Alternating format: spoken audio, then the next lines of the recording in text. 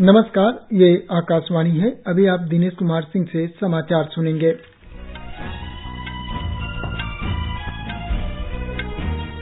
पहले मुख्य समाचार। न्यायमूर्ति धनंजय यशवंत चंद्रचूड़ ने उच्चतम न्यायालय के नए मुख्य न्यायाधीश की शपथ ली।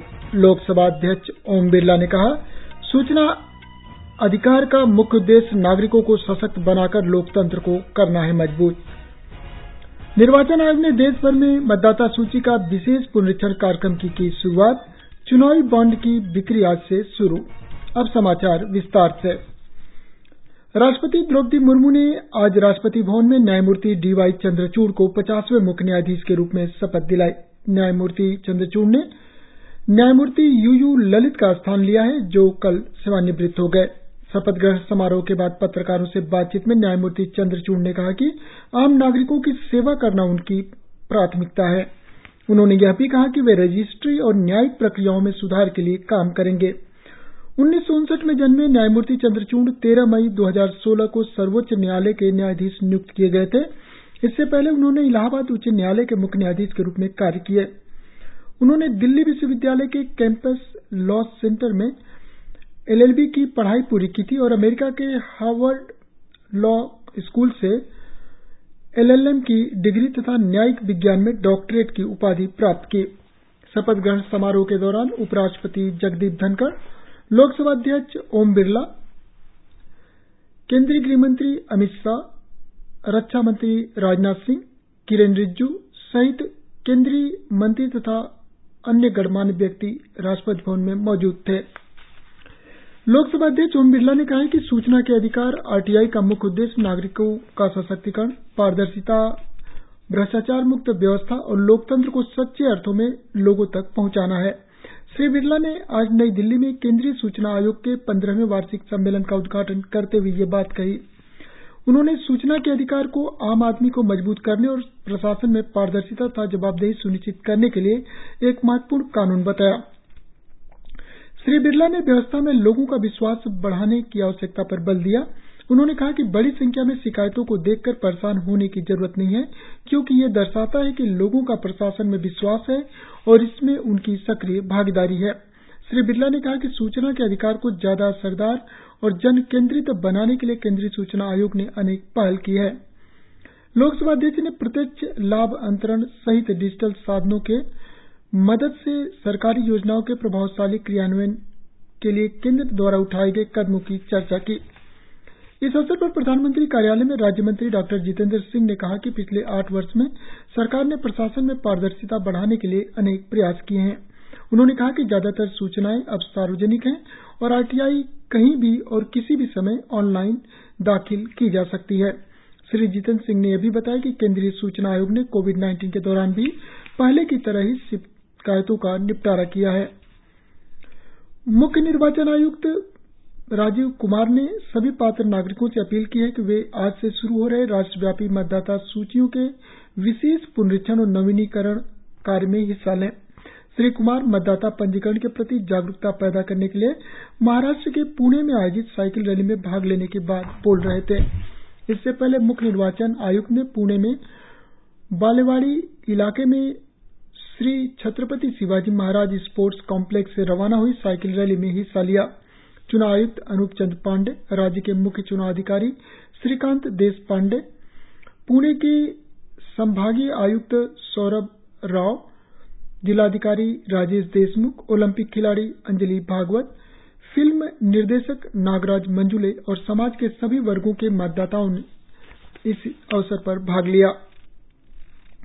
मुख्य निर्वाचन आयुक्त हर वर्ष अक्टूबर-नवंबर के महीने में जिन नागरिकों के नाम मतदाता सूचियों में दर्ज नहीं है, उनके लिए विशेष पुनरीक्षण और नवीनीकरण अभियान चलाते हैं।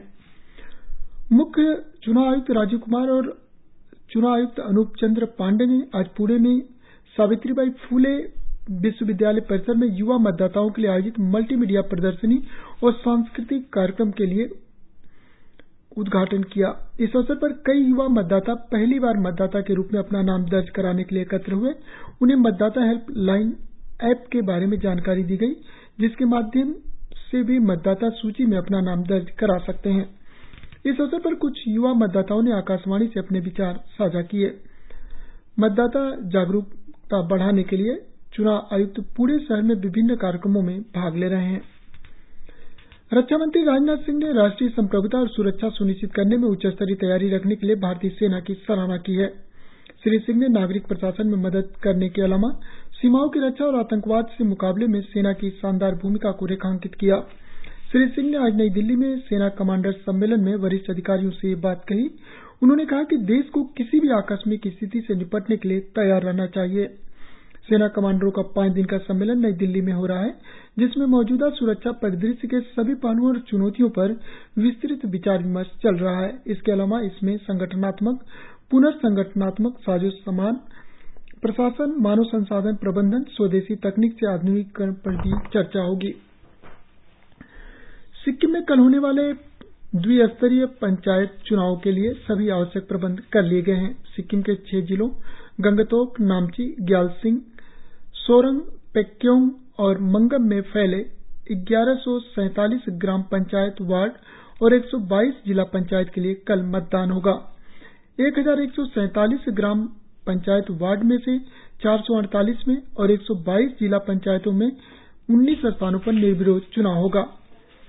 3,60,342 मतदाता अपने अधिकारों का इस्तेमाल करेंगे। मतदान केंद्रों पर आज ईवीएम मशीनें भेज दी गई हैं। मतदान सुबह 8 बजे शुरू होगा और शाम 5 बजे तक चलेगा। चुनावी बॉन्ड की बिक्री आज से शुरू हो गई है। यह इस महीने की 15 तारीख तक जारी रहेगी। भारतीय स्टेट बैंक की 29 अधिकृत शाखाओं को इन्हें जारी करने और भुगतान के लिए अधिकृत किया गया है। केंद्रीय वित्त मंत्रालय ने कहा है कि चुनावी बॉन्ड जारी करने की तिथि से 15 दिन के लिए वैध होंगे। चुनावी बॉन्ड के लिए दिल्ली, हरियाणा, पंजाब, हिमाचल प्रदेश, जम्मू कश्मीर, उत्तराखंड, गुजरात, मध्य प्रदेश, राजस्थान, महाराष्ट्र, उत्तर प्रदेश, ओडिशा, पश्चिम बंगाल में भारतीय स्टेट बैंक की शाखाओं को अधिकृत किया गया है। वित्त मंत्रालय ने कहा है कि भारतीय नागरिक व्यक्तिगत रूप से या किसी अन्य व्यक्ति के साथ मिलकर चुनावी बॉन्ड खरीद सकते हैं। आम चुनाव या विधानसभा चुनाव में कम से कम 1% मत प्राप्त करने वाला राजनीतिक दल ही चुनावी बॉन्ड प्राप्त करने के लिए पात्र है।